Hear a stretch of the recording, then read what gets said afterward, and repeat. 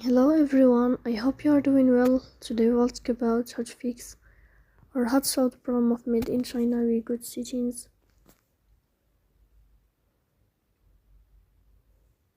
In this page you click on apps, default apps, app settings.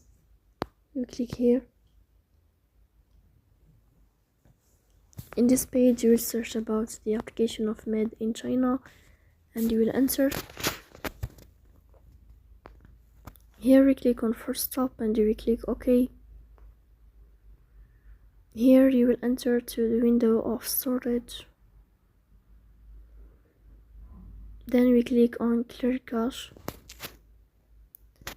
In the end you will turn off your phone and you will wait a moment to restart your phone again to fix that problem. So that's all. Don't forget to press like and subscribe. See you next time and thank you for your watching.